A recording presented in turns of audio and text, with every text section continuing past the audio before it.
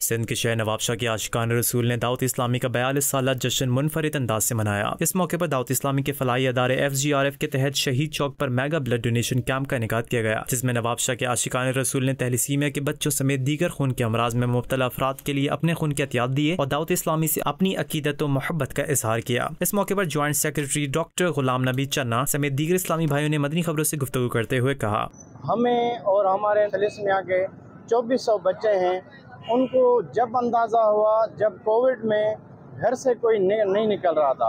हमारे इस नवाबशाह के जो फैज़ान मदीना मरकज़ में जितने भी हमारे नौजवान हैं वो सब हमारे सेंटरों में आए, अपने इलाकों में ब्लड डोनेशन कैंप्स लगाई और यकीन जाने कि हमारी फ्रिजें भर गई। जितने भी भाई हैं मैं सबको गुजारिश करूंगा कि वो जो है इस काम में बढ़ चढ़ के हिस्सा लें और थैलेसीमिया के मरीजों की मदद करें। ब्लड डोनेशन कैंप का एहतमाम किया गया है और ये थैलेसीमिया और दीगर मरीजों के लिए अल्हम्दुलिल्लाह खून जमा किया जाता है। थैलेसीमिया के बच्चों के लिए दावत इस्लामी के ताउन से एक रोज़ा ब्लड डोनेशन कैंप हमारा लगाया गया है और